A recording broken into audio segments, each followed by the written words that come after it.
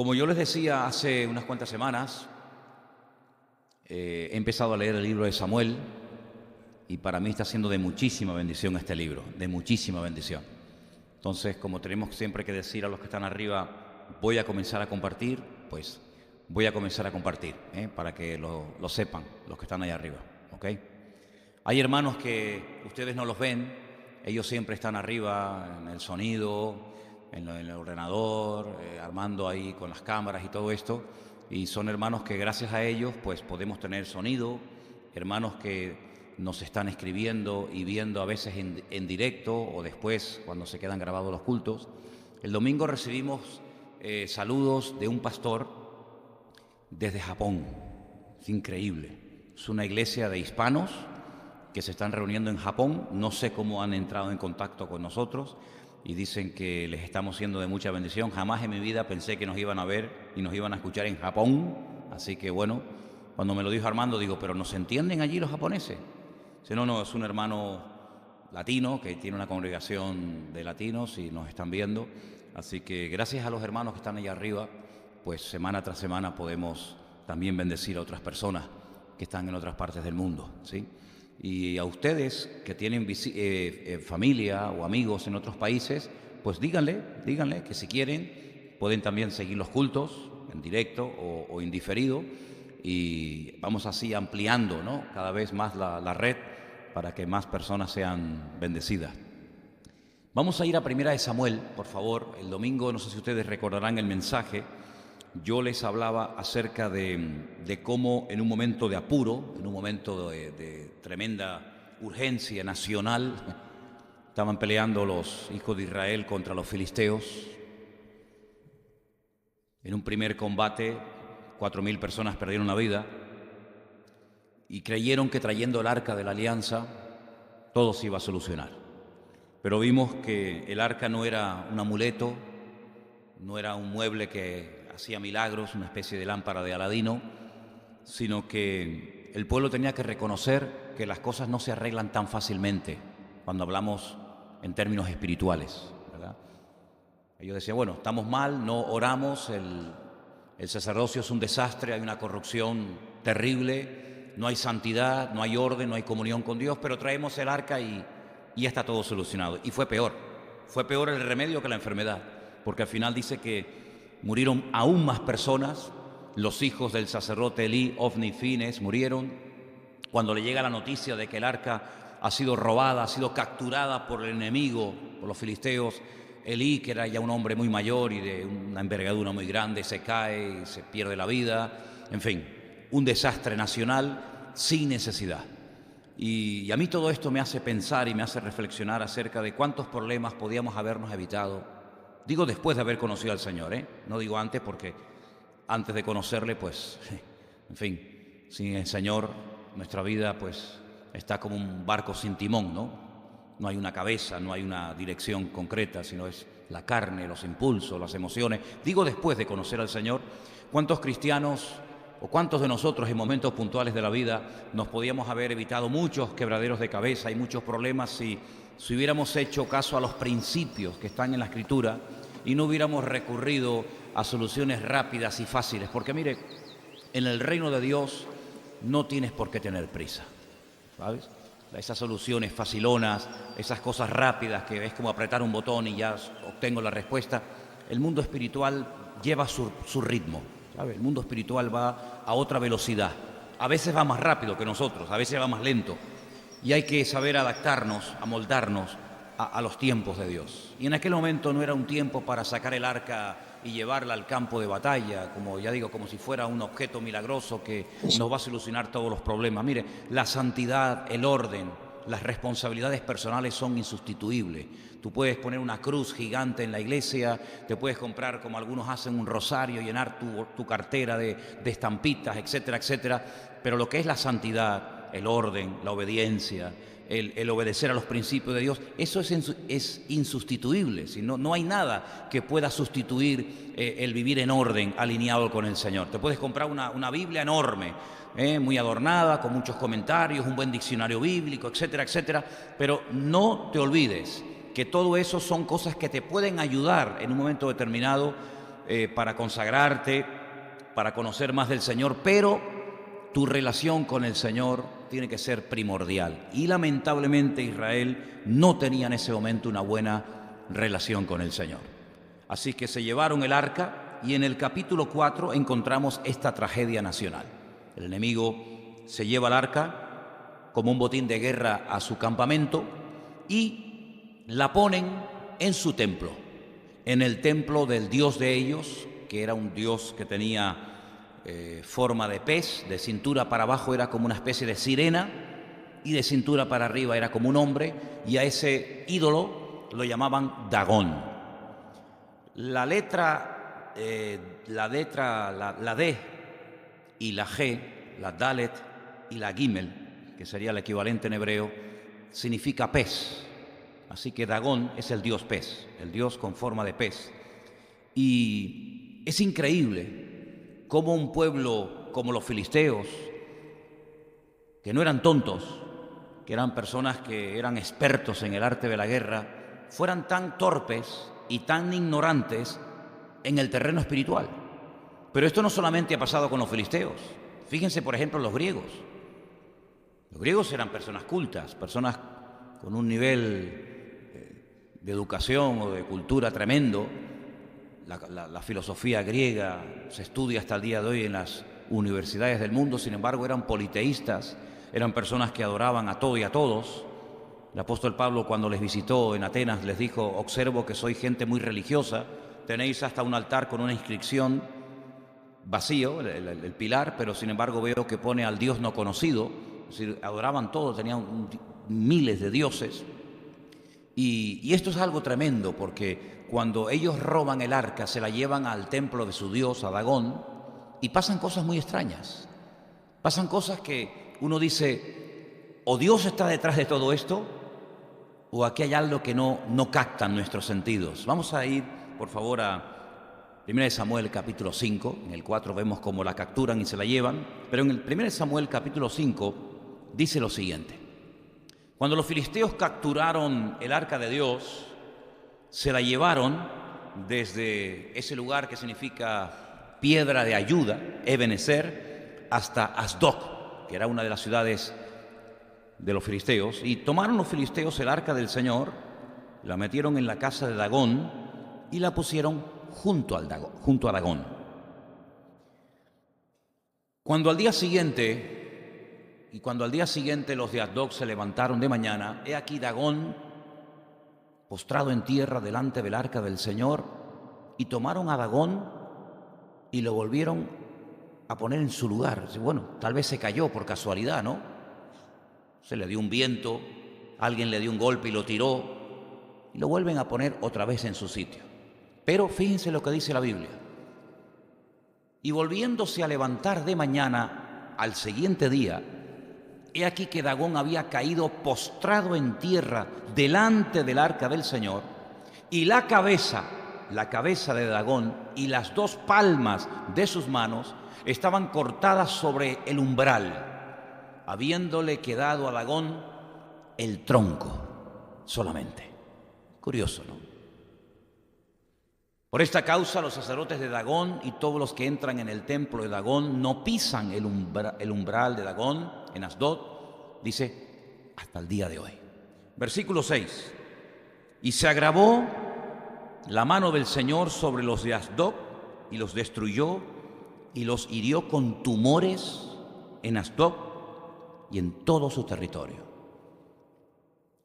Estuve estudiando qué significa en el texto original la palabra tumores, y me he encontrado muchas explicaciones. En unas versiones, no sé si alguien tiene, no sé lo que dice en la Biblia en alemán, si Cordy la tiene a mano, pero en algunas versiones antiguas de la Biblia dice que eran hemorroides.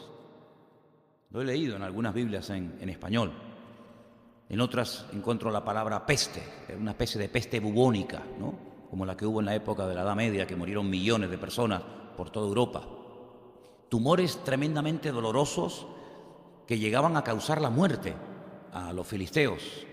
Y entonces dice que viendo esto los de Asdod dijeron: no quede con nosotros el arca del Dios de Israel, porque su mano es dura sobre nosotros y sobre nuestro dios Dagón. Ahora, a mí me llama la atención lo torpe que es el hombre cuando quiere. Vamos a ver. Primer día, cuando colocan el arca del Señor en su templo, Dagón cae. Segundo día vuelve a caer, pero en esta ocasión queda descabezado y sin manos.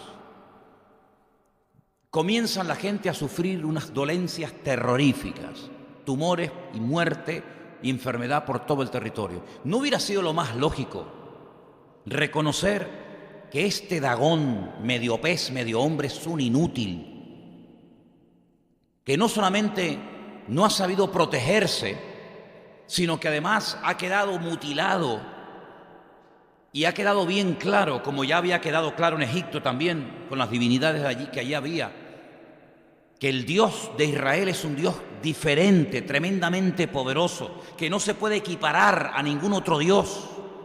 ¿No hubiera sido lo más lógico pedir perdón y reconocer que Dios está detrás de todo esto? No, no lo hacen.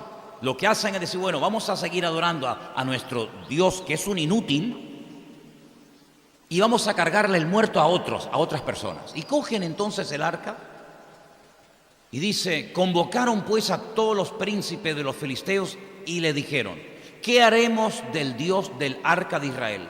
Y ellos respondieron, que se pase el arca de Dios de Israel a Gat. Y pasaron allá el arca del Dios de Israel. Vamos a ver qué pasó en Gat, porque a lo mejor el problema, según ellos, es que estaba en una mala zona. No tenían que haberla llevado a la ciudad de Asdod, sino vamos a ver qué ocurre en otra ciudad. Bueno, pues miren lo que ocurre. Aconteció que cuando la habían pasado, la mano del Señor estuvo contra la ciudad con gran quebrantamiento y afligió a los hombres de aquella ciudad, desde el chico hasta el grande, y se llenaron de tumores. Esto no es casual, ¿eh? Detrás de todo esto está la mano de Dios demostrando que te puedes burlar un tiempo, que puedes mofarte de Él un tiempo, pero cuando Dios dice basta y comienza a actuar, Él se sirve Él mismo para demostrarle a los filisteos o a quien haga falta que como Él no hay otro Dios. Entonces enviaron el arca de Dios a Ecrón, ya va a otra ciudad, la tercera. Primero era Asdod, la segunda era Gat, la tercera Ecrón. Y cuando el arca de Dios vino a Ecrón, los ecronitas dieron voces diciendo, han pasado a nosotros el arca del Dios de Israel para matarnos a nosotros y a nuestro pueblo. Es decir, no es cuestión de lugar, no importa dónde esté, el desastre va a ir cada vez en aumento, y si las van a llevar a 20 ciudades van a ser destruidas. Y en vez de reconocer que la única forma de solucionar el problema es arrepintiéndose y humillándose y reconociendo que sus divinidades son inútiles y que no sirven absolutamente para nada, lo que hacen es que le van soltando la pelota a la ciudad siguiente y a la otra y a la otra, y así podían haber estado toda la vida. Bueno, dice que al final de 7 meses, ese fue el tiempo que estuvo el arca de Dios en el campamento, en el territorio de los filisteos, 7 meses, al final decidieron devolvérsela, enviarla otra vez a Israel. Pero dice el siguiente versículo, si me lo puedes poner, enviaron y reunieron a todos los príncipes de los filisteos y dijeron, enviad el arca del Dios de Israel y vuélvase a su lugar y no nos mate a nosotros ni a nuestro pueblo, porque había consternación de muerte en toda la ciudad y la mano de Dios se había agravado allí. Ahora, hay cientos, por no decir miles de libros que hablan acerca de este mueble, del arca. El domingo pusimos unas fotografías, ahí en la entrada tenemos una especie de réplica en tamaño real, tal y como era. Y el arca de la alianza, según yo veo en la escritura, recibe diferentes nombres, pero estamos hablando del mismo objeto. Ese mueble, que es de madera de acacia, cubierto por fuera y por dentro de oro, con esas barras que le ayudaban a los levitas para poder trasladarla de un lugar a otro, recibe varios nombres: el arca de la alianza, el arca del testimonio, el arca del pacto, el arca de Dios. Y hoy encontraba un versículo donde el rey Josías, en su época, cientos de años después de lo que estamos leyendo en esta noche, la llama el Arca Santa. Era un mueble que tenía más o menos esas medidas, 1,10 por 67 y 67. En su interior se guardaban aquellas primeras tablas de la ley que Moisés, cuando bajó del monte y vio al pueblo desenfrenado adorando al becerro de oro, las tiró y las partió. Pues esos trocitos las metió dentro del arca, y después también volvió a meter las segundas tablas, que ya cuando él baja de la montaña no las rompe y se ponen allá adentro. Por eso se conoce como el arca del testimonio, el arca donde está guardada la palabra o parte de la palabra de Dios, como testimonio de que Dios había provisto milagrosamente el alimento durante 40 años en el desierto. Pues dice que había una copa con un poco de maná dentro. La palabra maná en hebreo significa ¿qué es esto? Para que sepáis, ¿qué es esto? Maná. Pues ahí estaba dentro del arca de la alianza, y delante ponían una vara, un bordón, que en su día había sido de Aarón y que había reverdecido para demostrar que Dios lo había escogido a él y no había escogido a otras personas que querían también figurar y aparentar que eran los escogidos, los seleccionados, los elegidos por el Señor. Este arca no se podía tocar, no se podía ver dentro de su interior. Hay un capítulo, un pasaje en la Biblia donde dice la Biblia que un día David la quiere llevar a Jerusalén, y en vez de llevarla sobre los hombros de los levitas, como Dios había establecido, él la quiere llevar muy rápido y la suben sobre un carro, y dice que el carro tropieza y el arca está a punto de caerse y alguien la toca. Yo la hubiera tocado también, sinceramente. Si yo veo que el arca se va a caer, yo la hubiera tocado. Y dice que ese hombre cayó fulminado, muerto instantáneamente en ese lugar, y David se quedó destrozado y dice: no, déjenla ahí y vamos a ver qué es lo que ha pasado. Ahora es curioso que cuando roban el arca, este mueble tan sagrado, nadie mueve un dedo por ir a buscarla. Yo esta mañana, leyendo la Biblia y estudiando, encontré muchos pasajes, solamente les voy a mencionar dos pasajes donde yo veo que se movilizan, que se juegan la vida y van a cantidad de kilómetros de donde se encuentran para recuperar algo que para ellos tiene un valor incalculable. Por ejemplo, quiero llevarles al primer libro de la Biblia, al capítulo 14 de Génesis. A partir del versículo 14 en adelante hay una historia muy interesante de Abraham, y dice así: oyó Abraham que su pariente estaba prisionero, Lot, su sobrino, y armó a sus criados, los nacidos en su casa, 318, eran sus siervos, 318 criados, y los siguió hasta Dan. Ahora, Dan está en el extremo norte de Israel. Saben que hay una expresión en la Biblia que se utiliza mucho, que es desde Dan hasta Beersheba. Es como decir, desde una punta a otra, desde el norte hasta el sur. Pues Abraham, con estos 300 y pico criados que él tiene, los arma y se va hasta el extremo norte del país, porque está preso su sobrino Lot y hay que hacer todo lo posible por salvarle la vida. Y entonces dice que cayó de noche sobre ellos y sus siervos y les atacó, y les fue siguiendo hasta Joba, al norte de Damasco. Ahora, fíjate lo que caminó este hombre, Se fue hasta Siria. Damasco, capital de Siria, se va hasta el extranjero, siguiendo a estas personas que se han llevado a Lot y a sus mujeres y se han llevado sus pertenencias. Y Abraham no dice: bueno, pues mira, pues él se separó de mí. Ustedes saben que hubo un momento que Abraham se tuvo que separar de Lot, porque dice que había problemas con el ganado de uno y el ganado de otro. Y el tío le dice: bueno, mira, vamos a terminar mal, lo mejor es que nos separemos por las buenas y no por las malas. Dime a dónde vas a ir. Si tú vas en una dirección, yo iré en dirección contraria. Y curiosamente dice la Biblia que su sobrino Lot escoge la llanura del Jordán, que se ve que en aquellos tiempos, hoy en día no, hoy en día es un desierto terrible, pero en aquellos tiempos era fértil, había agua. Todo esto fue antes de la destrucción de Sodoma y Gomorra, y entonces Abraham se va a lo peor, al desierto, Pero allí el Señor le habla y le dice: tú tranquilo, porque toda la tierra que ves te la daré a ti y a tu descendencia.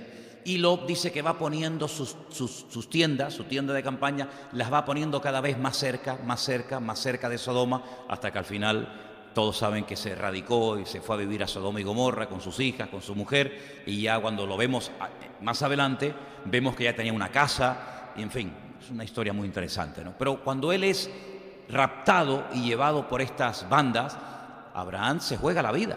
Y Abraham podía haber dicho, bueno, mira, pues hijo, si tú te metiste en la boca del lobo, te buscas la vida.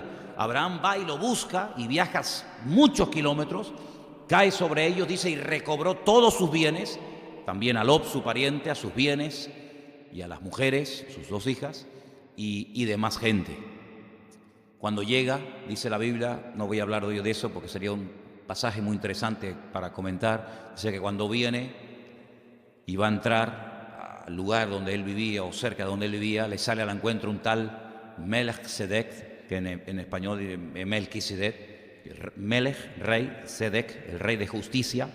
Dice que no sabemos de dónde viene, no tenía ni árbol genealógico ni nada, y dice que este sacerdote del Dios Altísimo le da pan y vino, lo bendice y Abraham le da los diezmos.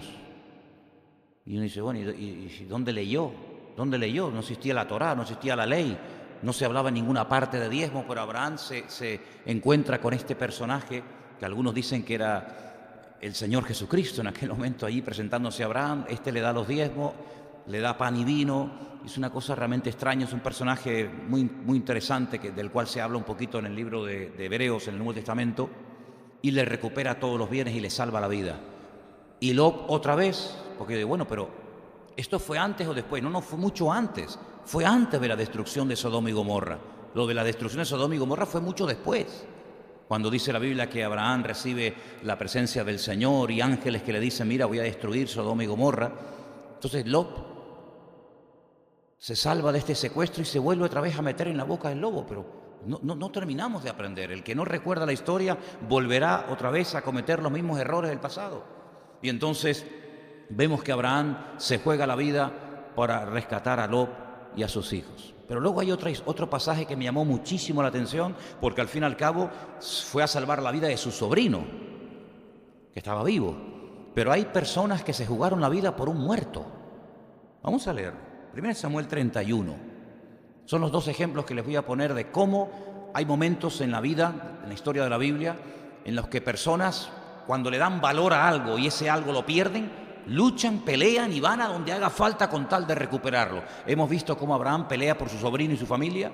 Y ahora vamos a ver en 1 Samuel 31, del versículo 11 en adelante, esta historia muy interesante. Jugarse la vida por un muerto.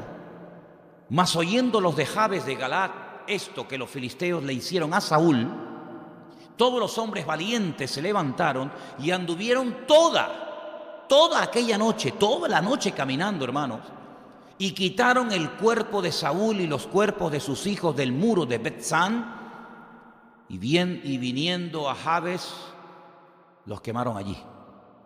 Y tomando sus huesos, los sepultaron debajo de un árbol en Jabes, y ayunaron 7 días. Si los filisteos habían matado a los hijos de Saúl, primer rey de Israel, él se había quitado la vida, los habían colgado, y entonces esta gente se juega la vida toda la noche, entra en el campamento de los filisteos, descuelga los cuerpos, se los llevan, le dan una digna sepultura y le hacen una especie de funeral donde lloran y se lamentan. Fíjate cómo se juegan la vida, podían haber perdido la vida. Los filisteos ven a esta gente, bueno, ¿ustedes qué hacen aquí? Ellos se juegan la vida porque ellos consideran que Saúl, a pesar de los errores y de los pecados que cometió, no merece morir de esa manera, como un perro ahí colgado sin ser enterrado, devorado por las fieras o por los aves de rapiña, y se juegan la vida por un muerto. Sin embargo, en el pasaje que estamos viendo esta noche, roban los filisteos, capturan el mueble más sagrado de Israel y nadie mueve un dedo, tú. Nadie mueve un dedo. Oye, que al fin y al cabo es lo que representa la presencia, la gloria del Señor. Nadie mueve un dedo. Oye, vamos a atacar a los filisteos. Vamos a quitarles el arca. Al fin y al cabo es el mueble más sagrado que jamás Israel ha tenido y tendrá. Nadie hace absolutamente nada. Es el mismo Dios, el que se encarga de obrar, de actuar de una forma sobrenatural, y los mismos filisteos reconocen y se dan cuenta que ellos no son dignos de tener ese mueble en su territorio, y al final, después de 7 meses, deciden devolvérsela a Israel. ¿Cuál es una historia una historia muy interesante. Bueno, pues ese mueble del cual estamos hablando esta noche, el diseño de ese mueble, Moisés lo recibió en el monte Sinaí. Cuando él sube a orar esos 40 días y 40 noches, y allí está en la presencia del Señor, y él baja con la palabra de Dios y con las instrucciones, ese mueble fue construido, fue hecho en el desierto. Así que el primer lugar en el que estuvo el arca fue en el desierto. Y cuando construyen el tabernáculo, ¿os acordáis? Ese templo portátil que se desmontaba y se llevaba de un lugar a otro, pues allí la colocaron, en la parte más profunda, en el lugar santísimo.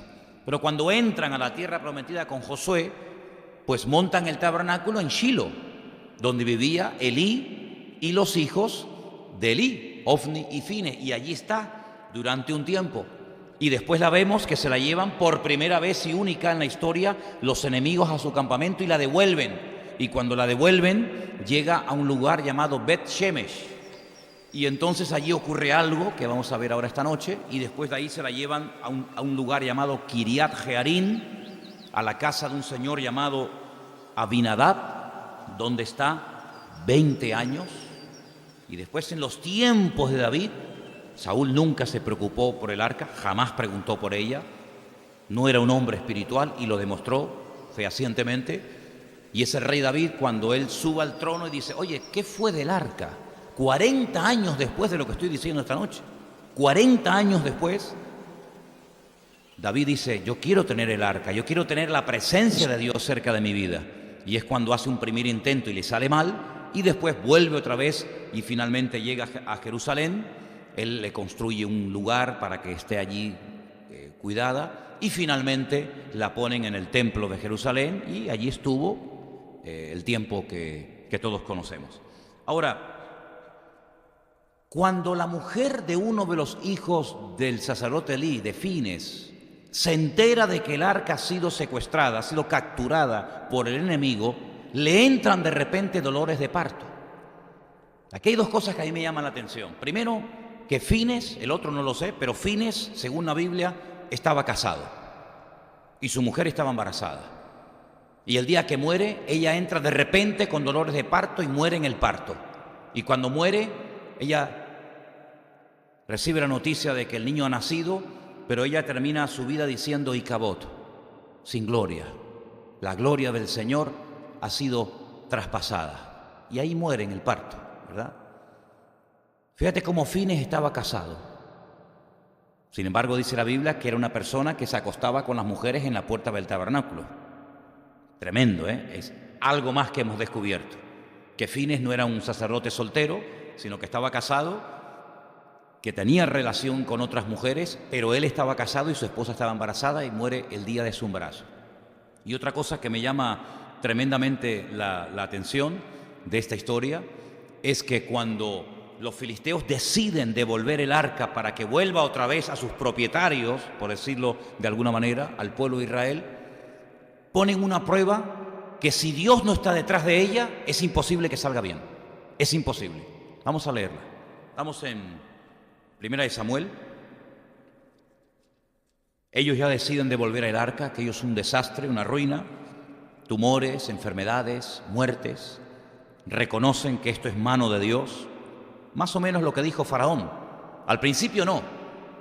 Al principio incluso algunos de sus brujos imitaban algunas plagas que hacía Moisés, pero al final terminaron reconociendo de que aquello era mano de Dios, ¿verdad? Y ellos deciden devolver el arca. Pero dicen: no podemos devolver el arca con las manos vacías. Entonces dice la Biblia que ellos hacen figuras de sus tumores y ratones de oro como para compensar un poco el daño que habían causado a Israel, y devuelven el arca. Pero fíjense lo que hacen. Estamos en el capítulo 6 de Primera de Samuel y dice así: estuvo el arca de Dios en la tierra de los filisteos 7 meses. Entonces los filisteos, llamando a los sacerdotes y adivinos, preguntaron: ¿qué haremos del arca del Señor? Hacednos saber de qué manera la hemos de volver a enviar a su lugar. Versículo 3. Ellos dijeron: si enviáis el arca del Dios de Israel, no la enviéis vacía, sino pagadle la expiación, entonces seréis sanos y conoceréis por qué no se apartó de vosotros su mano. Ellos dijeron: ¿y qué será la expiación que le pagaremos. Ellos respondieron: conforme al número de los príncipes de los filisteos, 5 tumores de oro y 5 ratones de oro, porque una misma plaga ha afligido a todos vosotros y a vuestros príncipes. Haréis pues figuras de vuestros tumores y de vuestros ratones que destruyen la tierra, y daréis gloria al Dios de Israel. Quizá aliviará su mano de sobre nosotros y de sobre vuestros dioses y sobre vuestra tierra. ¿Por qué endurecéis vuestro corazón como los egipcios y Faraón endurecieron su corazón después que los había tratado así y no los dejaron ir y se fueron? Versículo 7 dice: haced pues ahora un carro nuevo. Fíjense lo que van a hacer ahora. Haced un carro nuevo. Luego tomad 2 vacas que críen, a las cuales no haya sido puesto yugo, y uncid las vacas al carro y haced volver sus becerros detrás de ellas a casa. Ahora, una vaca nunca abandonaría su ternero, jamás, jamás, ni a palos. Si la prueba es una prueba que o es de Dios o esto es imposible que salga, porque tú no puedes poner a una vaca para que tire de un carro dejando a sus terneros que están criando atrás. Es imposible. Si la vaca siempre va a volver al lugar para atender a su ternero. Pero esa era la prueba. Tomaréis luego el arca del Señor, la pondréis sobre el carro, y las joyas de oro que le habéis de pagar en ofrenda por la culpa, las pondréis en una caja al lado de ella y las dejaréis que se vaya. Y observaréis, ahí está la prueba, si sube por el camino de su tierra a Bet-Semes, él nos ha hecho este mal tan grande. Y si no, sabremos que no es su mano la que nos ha herido, sino que esto ha ocurrido por accidente, por casualidad. Y aquellos hombres lo hicieron así, tomando 2 vacas que criaban, las uncieron al carro y encerraron en casa sus becerros. No se pueden imaginar el escándalo que armarían aquellos becerritos al ver que sus madres se iban y quedaban huérfanos, quedaban abandonados. Imagínense ustedes. Luego pusieron el arca del Señor sobre el carro, la caja con los ratones de oro y las figuras de sus tumores, y las vacas se encaminaron por el camino de Bet-Semes y seguían camino recto, andando y bramando, sin apartarse ni a derecha ni a izquierda, y los príncipes de los filisteos fueron tras ellas hasta el límite de Bet-Semes. Y los de Bet-Semes segaban el trigo en el valle, y alzando los ojos vieron el arca y se regocijaron cuando la vieron. Y el carro vino al campo de Josué de Bet-Semes y paró allí donde había una gran piedra, y ellos cortaron la madera del carro y ofrecieron las vacas en holocausto al Señor. Y los levitas bajaron el arca del Señor y la caja que estaba junto a ella, en la cual estaban las joyas de oro, y las pusieron sobre aquella gran piedra, y los hombres de Bet-Semes sacrificaron holocaustos y dedicaron sacrificios al Señor en aquel día. Cuando vieron esto los 5 príncipes de los filisteos, volvieron a Ecrón el mismo día. Estos fueron los tumores de oro que pagaron los filisteos en expiación al Señor por Asdod, una de las ciudades principales, 1, por Gaza 1, por Ascalón 1, por Gat 1 y por Ecrón 1. Así, 5. Un talento, quiero recordarles que son 45 kilos, ¿vale? Las medidas, tanto de lineales como de líquidos y tal, en la Biblia son diferentes, pero para que os hagáis una idea, un talento equivale, en nuestra medida de peso, a 45 kilos. Multipliquen ustedes 45 por 5, si es una fortuna lo que los filisteos le están dando a los israelitas por expiación, por compensar los 7 meses que ha estado fuera de su territorio. Para que os deis cuenta. Los ratones de oro fueron conforme al número de todas las ciudades de los filisteos pertenecientes a las 5 príncipes, así las ciudades fortificadas como las aldeas sin muro, y la gran piedra sobre la cual pusieron el arca del Señor está en el campo de Josué en Bet-Semes, dice hasta el día de hoy, por lo menos cuando se escribió el libro de Samuel. Entonces Dios hizo morir, escuchen esto, a los hombres de Bet-Semes porque había mirado dentro del arca del Señor. Es increíble, ¿no? Hizo morir del pueblo. Aquí hay un error de un escriba. La cifra que se da ahí de 50.070 hombres está equivocada. No es la cifra correcta. Lo que pasa es que como las escrituras no se pueden modificar a pie de página o a un lado en los manuscritos, se pone a veces la corrección, pero no se puede tocar el texto. en esa población no había esa cantidad de hombres. No son 50.000, 70 hombres los que murieron, sino fueron 70 personas las que murieron, ¿vale? Lo digo por si alguien le dice, bueno, pues eso es una barbaridad, porque en aquel tiempo, en esa pequeña localidad, no había esa población, efectivamente. Fue un error del copista, y la Biblia no dice 50.000, 70, aunque quiero decir, lo dice el manuscrito, pero se corrige a un lado y poniendo 70. No sé lo que dice en tu Biblia. Pone 70, ¿ves? En la Biblia en alemán pone 70, ¿ok? Perfecto.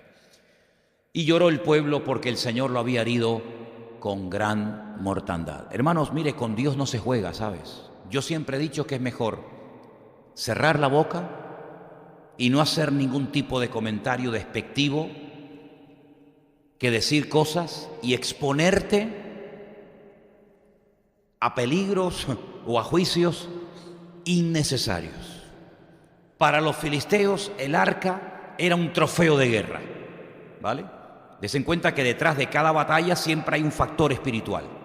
Hoy en día igual, hoy en día exactamente igual. Detrás de lo que está pasando en Venezuela, ni se imagina el mundo espiritual cómo está. Detrás de lo que está pasando en Israel o en Siria o en cualquier parte del mundo, uno oye los muertos, los aviones, los tanques, la artillería, pero detrás de lo natural siempre hay mucho más en el mundo espiritual. Entonces ahí hay un conflicto armado entre filisteos y entre israelitas. Bueno, eso es lo que se ve, eso es lo natural, pero que eso es un reflejo de lo que está pasando en el mundo espiritual, ¿de acuerdo? Entonces, quiero que vean que detrás del hecho de que se enfrenten los pueblos unos contra otros, está el hecho de decir, a ver quién puede más, o tu Dios o mi Dios. Es como hoy en día, a ver quién puede más, el Corán y el Islam, o el Dios de los cristianos con su Biblia. Es así, es una guerra de tipo espiritual que tiene su connotación en lo natural, evidentemente. A ver quién puede más. A ver si es nuestro Dios lo suficientemente poderoso para arrebatarles a ustedes la tierra que nosotros creemos que nos pertenece, porque un día nos perteneció y creemos que hay que volver a recuperarla. Ni más ni menos. Para los israelitas no era un trofeo de guerra como para los filisteos, pero era una especie de objeto milagroso que parece que era como un amuleto contra la mala suerte, lo cual no era, y miren lo que les pasó. Y para los de Bet-Semetz, para los habitantes de esta población que estaban ahí trabajando en el campo, que de repente ven aparecer aquellas vacas con el arca encima de aquel carro, era una novedad.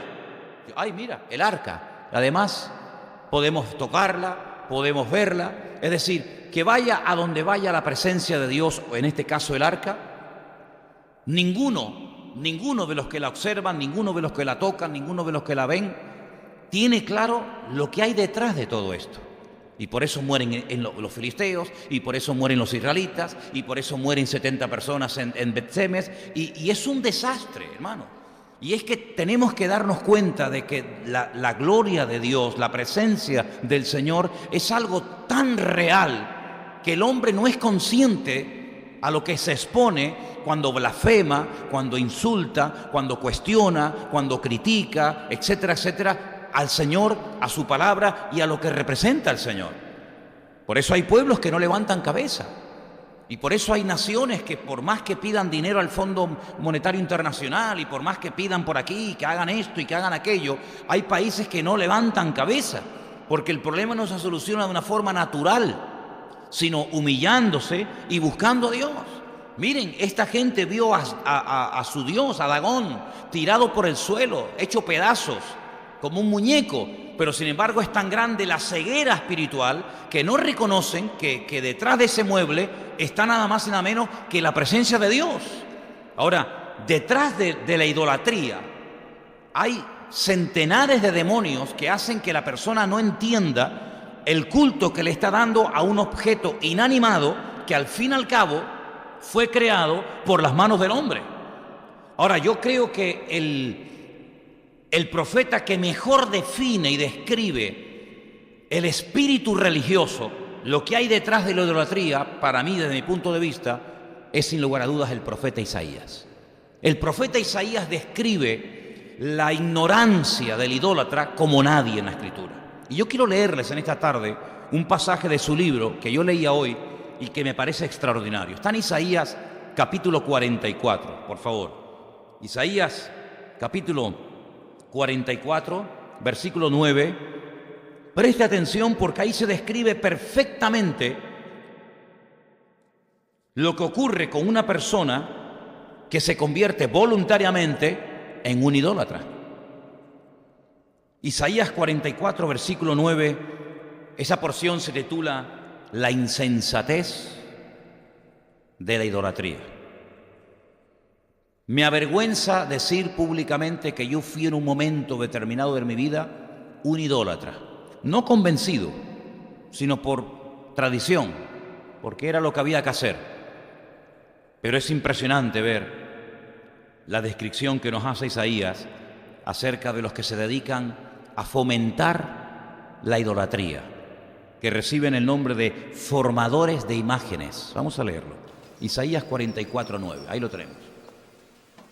Los formadores de imágenes de talla, todos ellos son vanidad. Y lo más precioso de ellos, para nada es útil. Ellos mismos son testigos para su confusión de que los ídolos no ven ni entienden. ¿Qué les parece?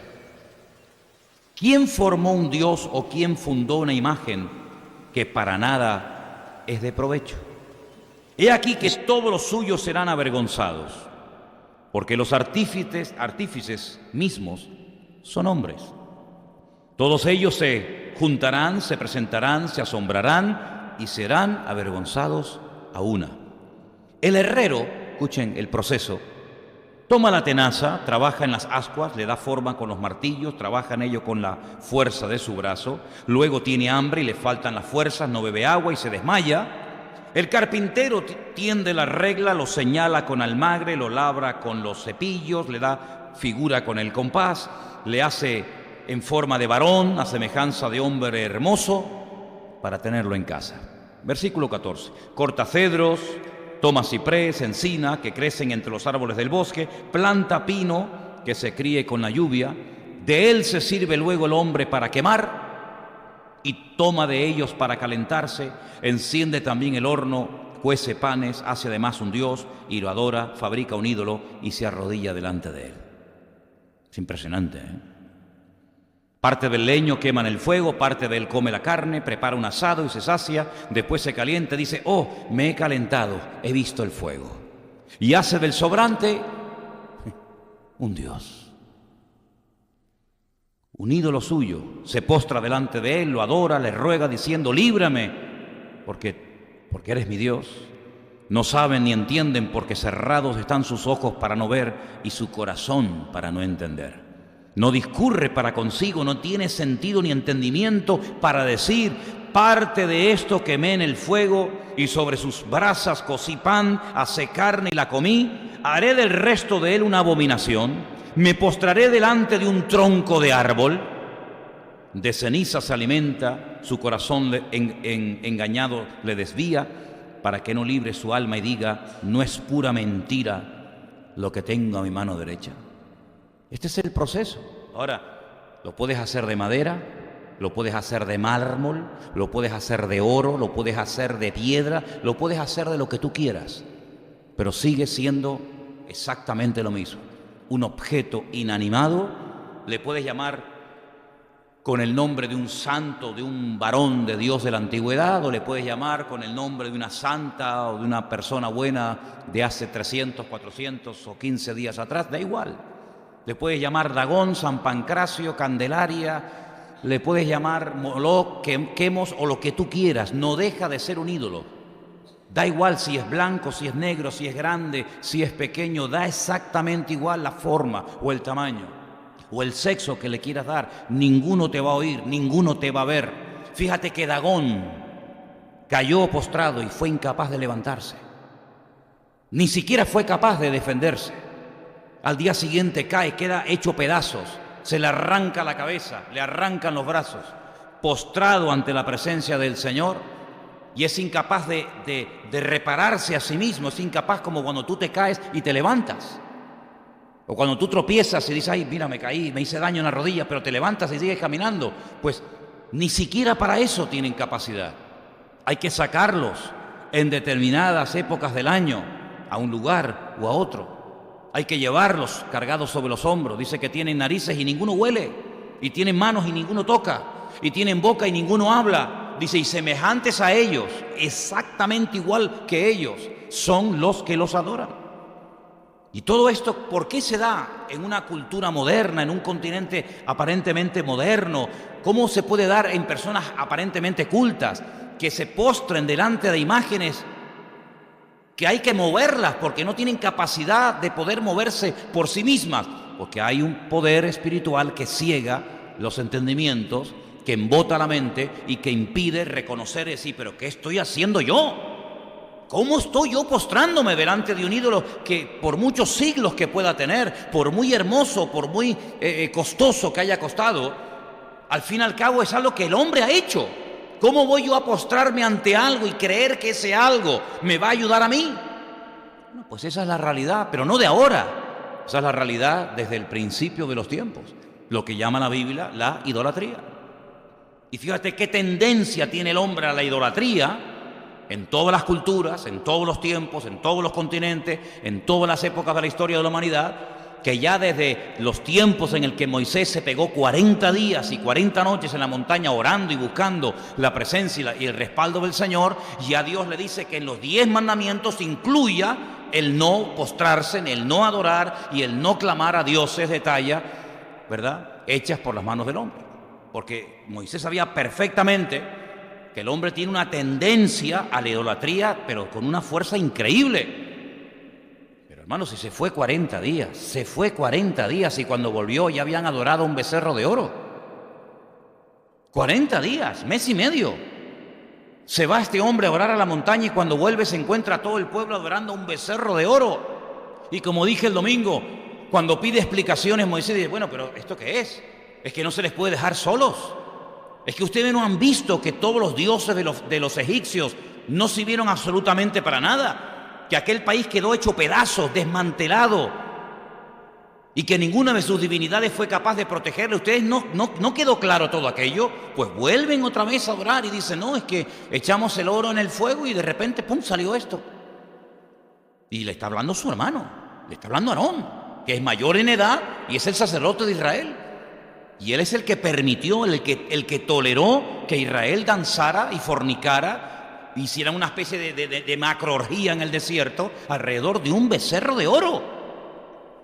Si en 40 días pasó eso, ¿cómo no iba a estar preocupado hasta el último minuto de su existencia, sabiendo que en cuanto entraran a la tierra prometida y vieran todo lo que allí se adoraba y vieran todas las divinidades que tenían aquellos pueblos?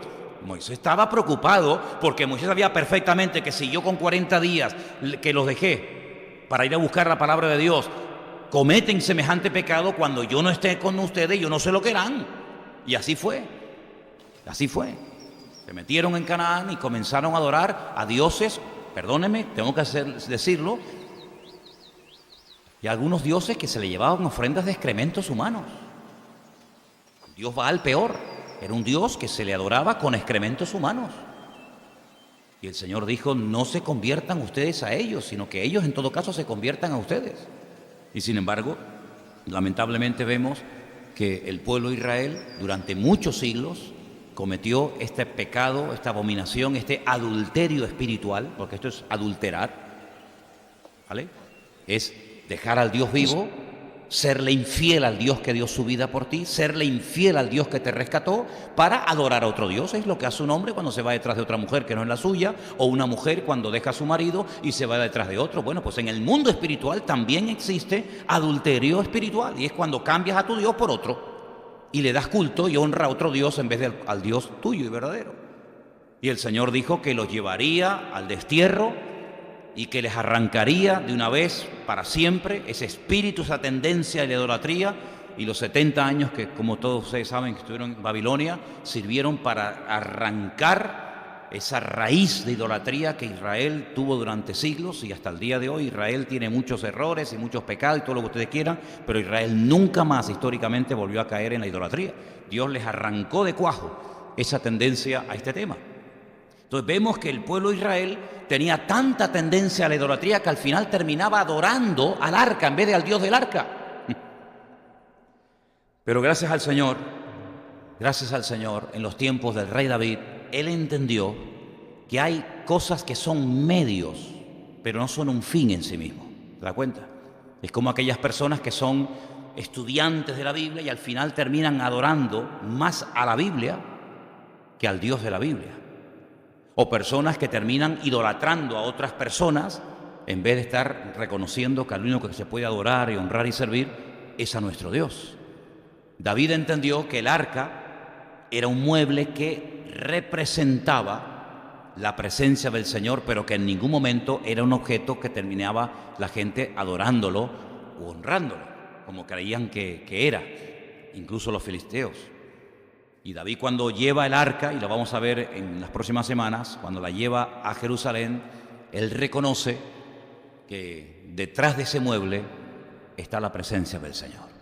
Y tú tienes que partir de la base que todo lo que el Señor te dé a lo largo de la vida son medios para llevarte a Él. La Biblia que tienes, gloria a Dios, porque la tienes, pero no adores a la Biblia, adora al Dios que inspiró y sopló la Biblia para que lo conozcas y tengas una revelación clara de lo que Él es, de lo que Él pide y de lo que Él hace. Amén, hermanos. Y todo cuanto recibas en tu vida, si el Señor un día te sanó, no termines adorando tu sanidad o tu milagro, sino al Dios que te sanó. Porque yo siempre digo que hay gente que busca la sanidad en vez de al sanador. Hay gente que busca la bendición en vez de al que bendice. Hay gente que busca los dones en vez de buscar al que da los dones. En otras palabras, si alguien lo aclaró y lo definió perfectamente, la actitud correcta de un creyente es: al Señor tu Dios adorarás y a Él solo servirás, punto. Nada más que eso. Entonces, si en nuestra vida, si en tu vida, tú sabrás, ya aquí, como dijimos el domingo, cada uno que se prueba a sí mismo, hay todavía brotes, hay todavía tendencia, hay todavía debilidad hacia la idolatría, pues revisa tu corazón y entrégaselo al Señor. Porque a veces decimos: bueno, yo no soy adorador de imágenes, ya, pero adoras a tu familia como si fueran tus dioses. Hay personas que tienen un Dios que puede ser tal vez el ordenador o el móvil, o sabe Dios que es otra cosa, pero todo aquello que desplaza a Dios de nuestra vida y ocupa su lugar se termina convirtiendo sí o sí en un Dios. Llámalo como quieras. Por lo tanto, que nada desplace a Dios de tu vida, ni tu familia, ni tu trabajo, ni siquiera tú mismo, sino que lo primero y más importante sea el Señor en tu vida. Amén, hermanos. Y quiero terminar diciendo algo. Cuando esta mujer, la esposa de Fines, se entera de que el arca ha sido capturada por el enemigo y ella muere, ella sabe perfectamente de que detrás de esa captura, detrás de ese secuestro del arca, hay un castigo de Dios. Y hay personas que, una de dos, o sobreenfatizan la ira de Dios o no le dan ninguna importancia. Pero yo empecé el culto esta noche diciendo que Dios es lento para la ira, luego tiene ira, se enoja y se enfada, y es grande en misericordia. Es decir, su misericordia no anula la ira de Dios, ni la ira de Dios es tan inmensa que al final se diluye la misericordia y no la vemos por ninguna parte, sino que el Señor sabe perfectamente que hay momentos en los que tiene que actuar con su ira y hay momentos en los que tiene que actuar con su misericordia. ¿Y dónde podemos ver el mejor cuadro de toda la vida, de toda la Biblia, donde podemos ver cómo Dios actúa con ira y al mismo tiempo con amor, y al mismo tiempo con justicia, y al mismo tiempo con misericordia? ¿Dónde podemos verlo? En la cruz. Ustedes pueden ver en la cruz al Señor y Salvador en el cual todos los presentes creemos. Amén, hermanos. Pero ahí está clavado, ahí está clavado, sangrando, agonizando, dolorido y molido por todas partes. Y al mismo tiempo es un acto de amor. Y tú dices: Señor, es un acto de amor hacia el pecador, es un acto de amor hacia nosotros. Pero si en algún momento Dios manifestó su ira, fue sin lugar a dudas en la cruz, cuando el propio Hijo captó lo que aquello significaba y representaba, y llegó a decir: Dios mío, ¿por qué me has desamparado? Por una sencilla razón, porque Dios es santo y no puede cohabitar, no puede estar en un lugar donde hay desorden y donde hay pecado. Y tú voluntariamente has decidido cargar el pecado de toda la humanidad, desde Adán hasta el último ser humano que pise el planeta Tierra. Tú fuiste el que dijiste en la eternidad, cuando yo pregunté a quién enviaré y quién irá por nosotros, tú fuiste el que respondiste afirmativamente y dijiste, heme aquí, envíame a mí. Y tú fuiste el que dijiste, no se haga mi voluntad, sino la tuya. Por lo tanto, si tú has decidido libre y voluntariamente cargar el pecado de toda la raza humana, creyentes y ateos de todos los tiempos, yo tengo que derramar mi ira sobre ti y permitir que hoy te crucifiquen y te maten, porque la paga del pecado, yo he dicho que es la muerte. Y tú hoy tienes que morir aunque seas mi hijo. Yo hoy tengo que abandonarte y darte las espaldas, aunque seas mi amado hijo. Y aunque yo haya dicho hace tiempo atrás, este es mi hijo, ahí lo tienen, en el cual deposito toda mi complacencia y mi confianza, yo hoy te tengo que abandonar. Hace 3 años dije públicamente, dije con voz audible, este es mi hijo amado, hoy tengo que darte las espaldas, porque hoy tú has decidido morir por la raza humana. Pero al mismo tiempo fue el acto más grande de amor y de misericordia de Dios, porque la justicia, la ira de Dios quedó satisfecha con aquel sacrificio perfecto. Pero al mismo tiempo se abre un camino nuevo, una oportunidad para que aquellos que no le conocíamos podamos entender que en aquella cruz quien tenía que haber muerto éramos nosotros, pero que Él ocupó nuestro lugar, Él fue nuestro sustituto. Como aquellos animales de la antigüedad ocupaban el lugar del pecador, en la cruz Cristo ocupa tu lugar y el mío, para que tú no tengas que morir, para que tú no tengas que pagar un precio que aunque quisieras nunca lo podrías pagar. Porque dicho sea de paso, la salvación no es gratis. La salvación tiene un precio tremendo. Y es gratis para ti y para mí porque Él pagó el precio, pero no porque sea gratis. Porque el precio era un precio de sangre y Él muere por nosotros en la cruz. Y Él ahora es nuestro arca, Él ahora es nuestra gloria, Él ahora es nuestro Dios, el que nadie lo va a poder quitar jamás de nuestra vida. Porque los filisteos llegaron y se llevaron el arca. Pero dice la Biblia que ni la muerte, ni la vida, ni ángeles, ni principado, ni lo presente, ni lo porvenir, ni lo alto, ni lo profundo, ni ninguna cosa creada jamás nos podrá separar del amor de Dios que es en Cristo Jesús, Señor nuestro. Se llevaron un mueble, porque es muy fácil llevar un mueble de un lugar a otro, pero la presencia del Señor dice, nadie los podrá jamás arrebatar de mi mano, porque estaré contigo todos los días hasta el fin del mundo. Así que esa seguridad, aunque estemos rodeados de filisteos, de amorreos o de lo que ustedes quieran, la seguridad de que mi Dios está conmigo y Él me va a proteger de noche y de día, porque ha prometido estar con nosotros siempre, lo sintamos o no, estemos en nuestro mejor momento o en el peor momento de nuestra vida, no importa. Él no depende de tu estado de ánimo, Él no depende de cómo estás tú hoy, sino Él depende de sí mismo.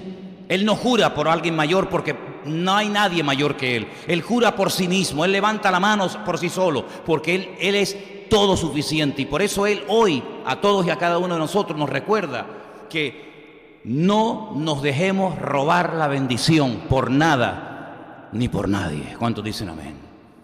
Para Elí fue una tragedia, para la esposa de Fines fue un dolor terrorífico, murió hasta en el parto.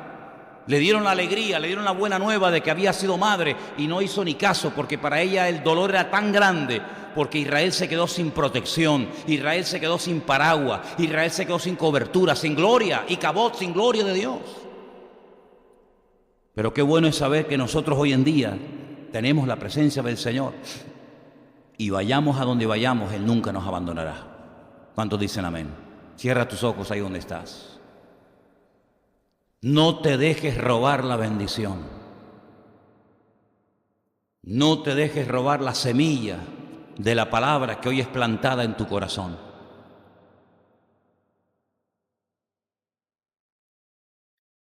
No dejes que los filisteos, que las circunstancias, que los inconversos condicionen tu vida. Porque el Señor Jesucristo tuvo que sufrir lo indecible, muchísimo, para que tú hoy estés ahí sentado y tengas la salvación de tu alma y la paz de tu corazón garantizada. No permitas que ningún problema, que ningún comentario, que ninguna crítica, que nada ni nadie, escúchame bien, que nada ni nadie, conocido o no, de cerca o de lejos, que ninguna noticia, que ningún inconverso, ni siquiera que ningún creyente te robe la bendición. Pelea por tu bendición. Me da mucho dolor que no fueron a campamento enemigo a arrebatarle al enemigo el arca. Tremendo. En cierto sentido, lo que le pasó a Israel le pasó a la iglesia de la Odisea. He aquí estoy a la puerta y llamo. Si alguno oye mi voz y abre la puerta, entraré a él, cenaré con él y él conmigo. Perdieron la gloria, la presencia, la bendición de Dios y no se habían dado cuenta. Y el Señor estaba a la puerta llamando, llamando. Que no nos pase a nosotros nunca que perdamos la gracia, el favor de Dios por enredarnos en las cosas de este mundo. Que no nos quedemos nunca sin gloria, porque el tesoro más grande que tienes no son tus hijos, mi hermana querida. El tesoro más grande que tienes no es tu patrimonio, ni tu propia vida. El valor más grande que tienes es que Dios, el eterno y creador del cielo y de la tierra, está contigo. Eso es lo que tú vales. Sin Él, tú y yo estamos perdidos. No hay presente ni futuro sin la presencia de Dios. Por eso en esta noche clamamos y te pedimos, Señor, cúbreme, protégeme, Señor, para que nunca pierda tu gloria, para que siempre tu presencia me acompañe a donde quiera que yo vaya y pueda tenerte siempre vivo y cerca de mí, de mi corazón, Señor Jesús. Cierra tus ojos ahí donde estás y ora al Señor.